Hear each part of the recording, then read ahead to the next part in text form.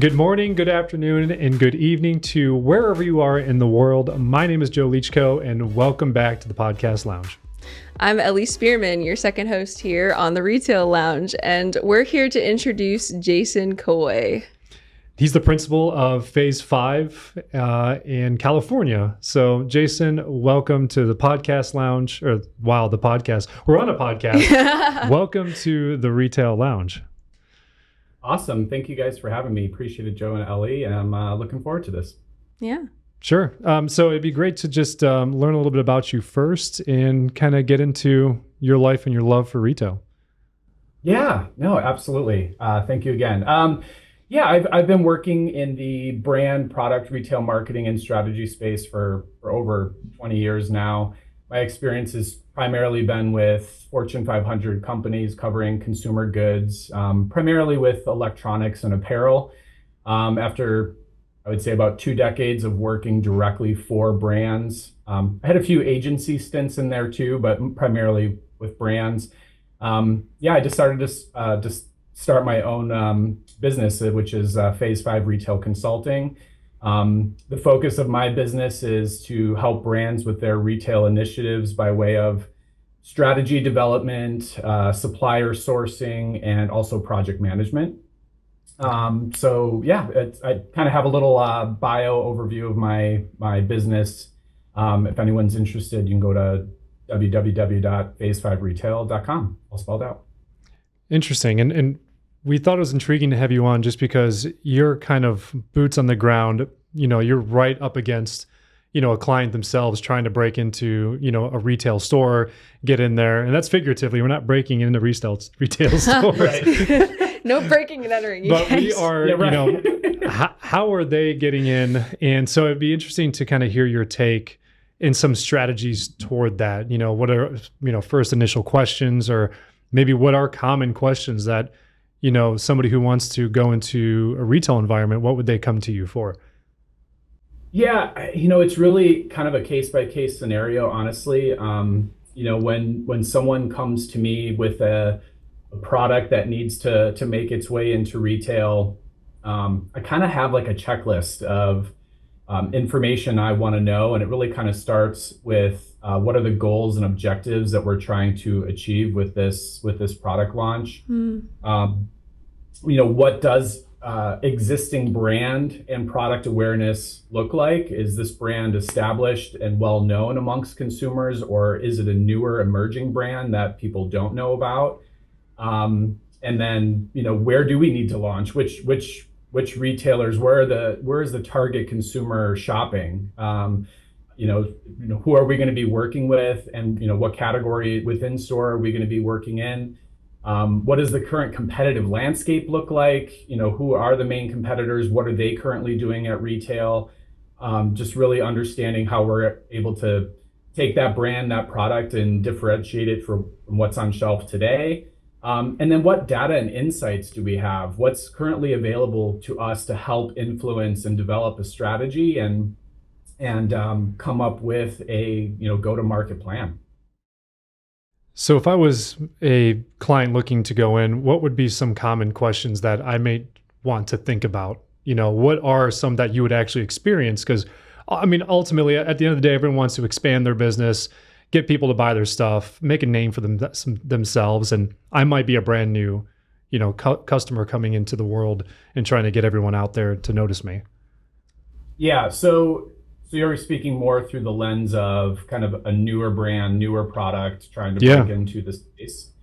Yeah, I would kind of along those same lines of questions. I would say, for the way that I would approach it is I would want to kind of understand more about the brand. Again, who is that target market that they're trying to tailor themselves to, and then learn more about the product itself. What really sets it apart from the other products that are within that category?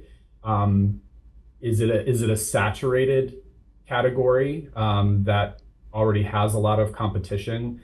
I know I was recently working on a project for a client that they were entering into kind of already a saturated market, and they were coming to the table with a brand that didn't have as much awareness as some of the products that were already out there. That was quite a challenge.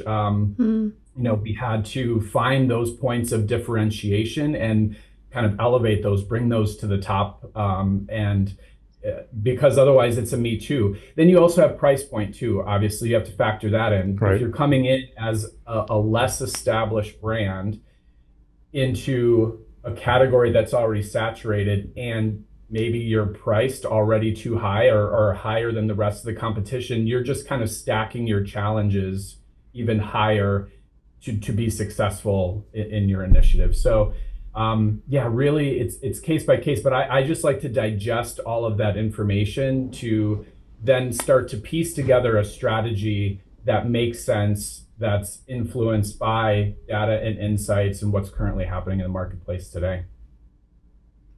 Interesting. So you are obviously paying attention to like what's changing in the day-to-day when they're entering the retail space. But when it comes to considering these trends, whether it's like at physical, in each store, or even at a digital level for the brand identity, what suggestions do you relay as like go-to solid core principles of your practice, like while you're coaching these clients that you're working with and consulting? Yeah, it's technology is quickly evolving, and it's kind of meeting consumers where they are. You don't want to be overly innovative or go too far into trends that speak past the consumer and make the in-store presence more challenging and convoluted. I would say simplicity is kind of still king at retail from my perspective. Definitely. I remember if I look back, this is over 10 years ago now. I was working for Sony Electronics at the time, and it was right around the time that QR codes were just starting to surface, and people were trying to figure out how and where do we use these, and what's the best way to use them. And I remember we're like, okay, we're trying to be innovative, we're trying to stay on trend and like where things are going, and we started just throwing QR codes on everything, and the uptake was next to nothing. Like, people were not engaging with them. We had strong call to actions in our displays and our point of purchase materials, but it wasn't happening. And I think it's also when is that technology? You don't want to be too early, but then you don't want to be too late. And if we're speaking just about QR codes, honestly, I think the thing that changed QR codes was the pandemic. we were just talking about this. To use QR codes on everything, because you couldn't engage with people, you couldn't touch, you couldn't feel. We had to find a new way, and now QR codes are everywhere. So unfortunately, that was one that it took a global pandemic. Honestly. We were literally, so we just had a technology podcast with someone, and literally brought that up, that I think it was a situational piece that made QR codes come back, because they were out for a second. You're right. Everyone had them all over, plastered to everything, but no one knew how to use them until they were actually put to something that if you took someone's menu away at a restaurant and you gave them a QR code, they were forced to use it. There was no way out, so that's, and they've come back and they've made a trend again. And we've had clients ask about, engaging QR codes, and they wanted to start using those again. So you're spot on. That's and because that's where I guess, do you always strike while the iron's hot, for per se when it comes to trends, or do you take the easy, more lasting route when it comes to, I guess, not trends, but things that stayed around? I mean, the QR code, I think, is going to stay around for a little while longer, depending on how you're using it, inside of a space. But do you do that with some clients, maybe clients that are more established, that they want to come out with more trendy things that change daily almost sometimes? So you're creating multiple campaigns for them, or ideas, that have to be, dripped out as they go. Yeah, I think it's being strategic in where and when you take advantage of those moments. I think I like to kind of still default to the lowest common denominator and make sure that whatever we introduce at retail, if we are going to try something new and be innovative or kind of follow a trend, that we are not putting all our eggs in that basket until it's verified and validated, because I think it's too risky otherwise. There's too much at stake. And I think we need to make sure that the lowest common denominator of consumers still needs to be able to have a good experience with that engagement with that product and that brand at retail. So it kind of comes back to that case by case scenario, but I think I opt for being more cautious than taking those risks. There's obviously moments for them, and I think also if you have the ability, if you have the runway to do a test and a trial and then actually capture some data and insights to validate, like, yeah, this is working and this is smart, now let's blow it up on a bigger scale. The walk before you run approach, I'm definitely a big advocate for that too. Definitely. It's interesting to hear you talk about this dynamic between like fresh, just starting brands who come to you kind of like not aware of any direction to go, and then you lead the path, versus brands that actually have that backing and have flexibility to take more risks. It makes me wonder, what in your perspective in the retail space for like brands expressing themselves are the larger pivot points, if you will, that either make or break that customer relationship with their products, with whatever that change is? Like, can you key in on anything specific that you've realized through your experiences? There's this convergence space of where there's the brand and their goals and their objectives of what they're trying to accomplish. Then there's the retailer. There's the retailer and their standards and their criterias and usually their goal of trying to create consistency for their consumers in store. And then you have the customer themselves and what is the right way to speak to them and engage with them. And those three circles don't always fit together perfectly. Actually, more often than not, they don't fit together perfectly. And I think as someone that works in my space, one of the biggest challenges is how do you bring those three circles together in harmony and find a solution that works for all three and makes sense? And because a lot of times, the brands get really ambitious and they want to do big things and they want to do great things. They want to do innovative things. And then when you get to the point of, okay, retailer, this is what we want to do, they're like, no, we're not going to do that. And they immediately shut it down. So I think it's also important to make sure you're running your ideas and your opportunities kind of through that retailer calculator to make sure that it's going to work for them. Because in the US, the retailers, they carry so much weight. It's not the same as other projects that I've worked on internationally where you can you can massage the retailers a little bit more and get them to land where you want. It doesn't work that way in the US. The retailers carry a lot of weight, and if they say no, it's a hard fought fight, and usually don't win that fight. Are there specific industries that may or may not be easier or harder to get into that you've noticed or experienced? Maybe some that we're not even realizing that might be tough to get into. Get into from just from like a vendor standpoint, like a client standpoint, into a retail space, whether it's cosmetics or if it was more fashion or outdoor sports or anything. Because to your point, the giant retail big box stores that they kind of hold the keys to the castle essentially, and they make the decisions more or less to bring to their space. But are there any one of them that may be more lenient than others or have more red tape?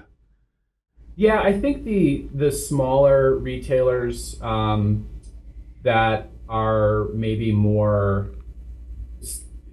still younger and still growing, and they don't have quite the footprint, or maybe more mom and pop custom or fashion boutique retailers, I've found to be more lenient and more willing to take risk with brands. It's really the big box mass retailers that they have their guidelines and requirements, and they don't like to deviate from those. I think it's kind of the analogy of a speedboat versus an oil tanker. I mean, you can turn a speedboat on a dime, and it's a lot more nimble. It takes a couple miles to turn a tanker around, and that's kind of how I look at mass retail. And they also get set in their ways too. They've been around for a long time. They have a lot of brands that they have to work with, and if they're going to get down to that granular level of doing this for certain brands, and they lose control, and they don't like to lose control. So I would say, if you're working with more medium-sized to smaller size retailers, that you usually can get a little bit more flexibility and movement out of them. Yeah, that's a really interesting dynamic that you bring up. It's truly this differentiation between a more traditional sense of like holding on to those core values of like what is working in their retail space versus that more lenient, like, experimental, starting up from the ground or family owned, that's super intriguing. I haven't heard that discussed in the conversations we've had so far. And especially in terms of at like US versus global scale. Yeah, that was interesting. Yeah. I'm curious, do you have any experiences where you've had interactions between like here in the United States versus maybe somewhere in Europe that was like a story to tell, to share a bit more about that? I'm interested to hear. Yeah, I mean, I've had some projects that were intended to be a global program. Okay. And as a brand, we try to create, usually just for simplicity purposes, a one size fits all, like, hey, this is our program, this is our brand, this is our target consumer, and we want to send this out to everyone because this represents the brand well. But you have to look at regionality and language translations, and even within just the United States itself, the way that you speak to a consumer in one area of the country might not be the same way that you connect and engage with the consumer in another part of the country. In my time that I was with Adidas, we had, there was kind of a key cities initiative, and we were trying to bring hyper-focused retail campaigns that kind of brought the essence of the city that we were going to market in, and make it a little bit more unique and customizable to the consumers that shop in that city versus another city. I mean, just like a Chicago and a New York and a Miami, you might not speak to the consumer the same way. The demographic makeup is going to be a little bit different. So I think that's where if you get really hyper focused, you can start to pick these things apart and refine them even more when you start to get down to that granular level. And same thing then, kind of going back to your point of, global distribution, other markets, Australia, Europe, China, all of that is, you approach it a little bit differently. I also find that it's really important when you have a global program that you also have regional expertise, regional representation, because there's no one's going to know that market better than the people that live, eat, and breathe in that market every single day. And so having their insights to kind of help refine your solutions I think is really important. Definitely. Do you have any perspective on when brands outgrow a retail space? Do they just take on more footprint in the area, or do you help them transition to larger spaces that would allow them to take over larger footprints? Because I think that would be, everyone wants to be in every store, wherever they can touch. But when is it sometimes, or maybe you don't move out of the store, you create another idea or a campaign that allows yourself to expand. But I'm always curious on when you get too big or you outgrow a space, you got to put on something larger. Yeah. That's also a fine line too. It's because you can get yourself into trouble if you grow too big too fast. I think it's, looking at your product portfolio. It's also, in my roles that I've had in the past, my closest partners have most often been the sales teams. Because they're the boots on the ground with the retailer of what's being sold in, how much is being sold in, and we have to work in partnership. Now I have to come up with a plan to make sure that amount of product, that amount of SKUs gets sold through, and that we also have the right size space for what literally just got sold in. So I think kind of looking at your 1 to 5 year plan and looking at your product roadmap, and making sure you're right sized. I wouldn't say the goal is always to be as big as you possibly can. I think your goal should be right size for the brand, right size for the product portfolio, and making sure that you're planning for what your future product roadmap looks like, and making sure you have the space secured for that portfolio. Do you have, well, I guess when it comes to, Did I stump you guys there? No, that's it's because when you talk about what's successful and what isn't successful, and that fine line between growing and not growing, have you seen brands or experienced anything where it worked the best, like everything worked together? Because we've been asking people, like, a harmonious moment where everything worked, the brand expanded accordingly, they were doing everything right, and then maybe ones that didn't go very well, because everyone loves to hear sometimes the horror stories, like something that that just missed. You don't have to say the client's name or anything, but it just missed. Maybe it was not simple enough. Maybe it didn't tell the story correctly. It went over everyone's head, sort of thing. Yeah, everybody in retail, they want to know the right and wrong answers. Go ahead. Yeah, no, I think there's a kind of a couple scenarios there too. I mean, if your position in store is off the racetrack in the back corner on the back end cap, you're not going to get the same level of visibility if you're at the front of store on main racetrack on the front end cap. And so I think position in store is also equally important, because that's your opportunity to get the highest number of eyes on your space. So in my past, I've also worked directly with retailers, literally negotiating position in store.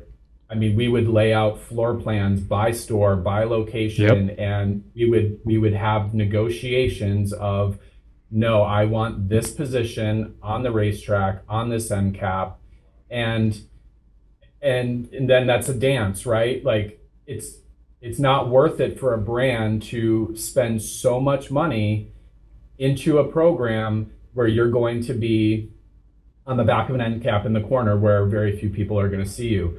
Likewise, it doesn't always make sense to go full chain with a retailer. A lot of times the top 20 stores are going to sell 80% of your business. And so do you spend $500,000 on a program to be in all stores, or do you spend $100,000 and go all in on the top 20% of stores and use data and insights to guide that? I would argue you probably are going to get your biggest bang for your buck with that approach.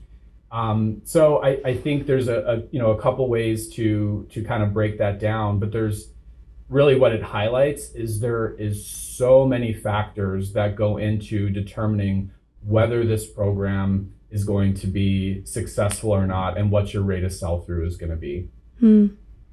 Yeah, I guess at the end of the day, money talks when you're trying to get into a space. And always. Yeah, I think that's absolutely what was my realization when I got into the retail world, that everywhere you stand on inside of a store is someone's rented that space. Someone owns that shop and shop area, and they spend buku bucks for that space too. So you can be a part of it. Yeah. And from a brand perspective, when you talk about your cost and your investment, I mean, a lot of times you think, okay, well, how much money do I need for this display? Well, it's so much more than that. You have the display, you have the product costs that go on the display, you have taxes, you have shipping, you have potentially real estate costs. You might be paying for the space that you're going to be in. You have content development, content management, installation. There's so many other costs that a lot of times, especially newer brands, are not thinking about when they look at a program holistically, and like, literally, how much is this going to cost me, end to end? And then how much do I have to sell? How much do I have to sell through to be able to justify the cost of this program that I'm about to implement, and then also make some profit on top of it? Yeah, it's a very invaluable rule of thumb there too that you touch on. I mean, with any new brand, especially in today's world, that ambition sometimes blindsides them, especially when they're not considering, as you'd mentioned before, those three pivotal points when you are trying to exist in this space: customer, retailer, and then the brand itself.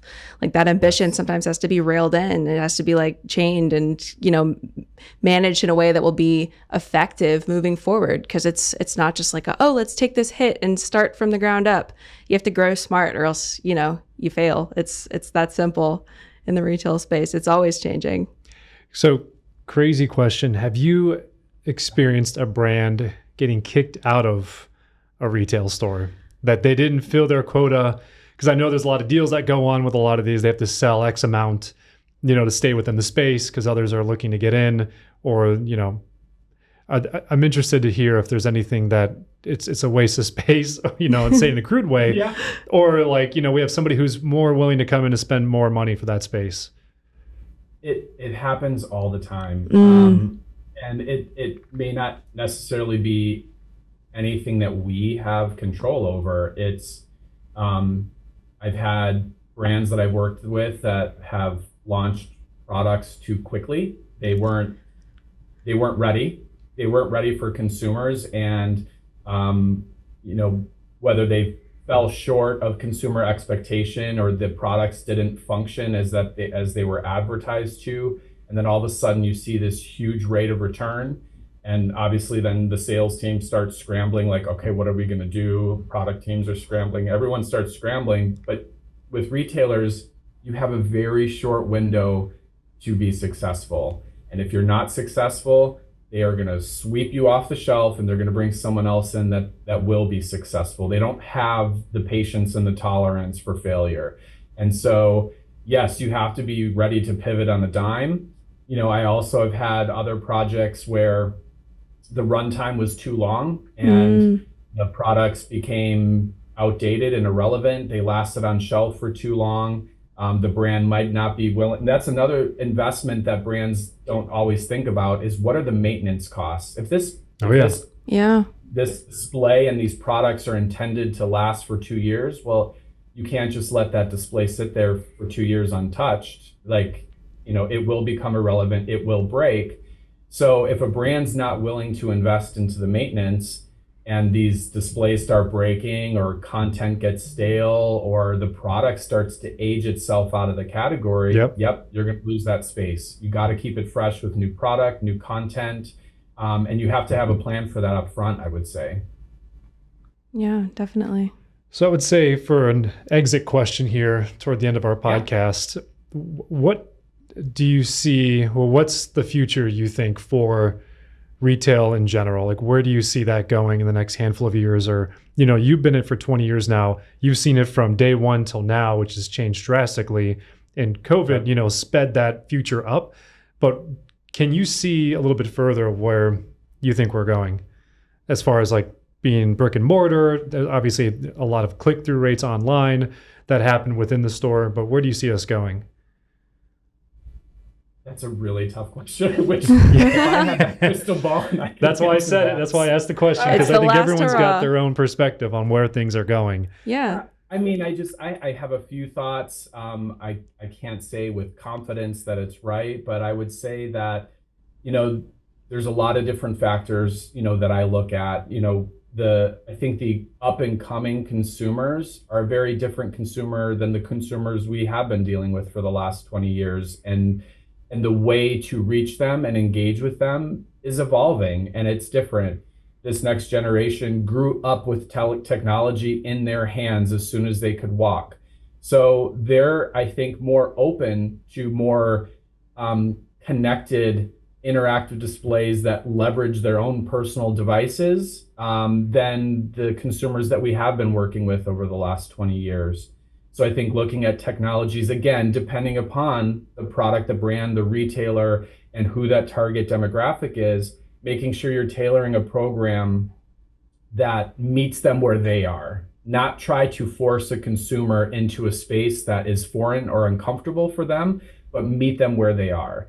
I think that is one of the most important aspects, to that question. I also think there's some products that that people are very comfortable with shopping online, and they don't need to have a hands-on personal experience in store with. But there's also products that I think brick and mortar will always be relevant. Mm-hmm. I think there are products that need to be seen and touched and tried on and compared to in order to make that purchasing decision. And I think that is where, as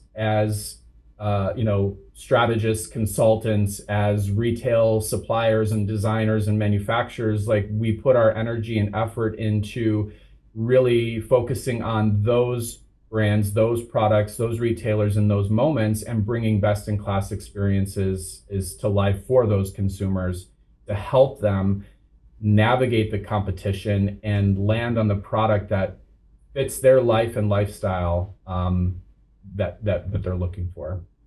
Well said. Yeah. I feel like you had that scripted. That was beautifully said. Honestly, I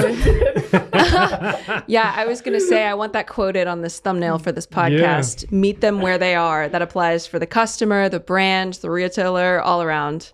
Yeah, that was fantastic. Well said, Jason.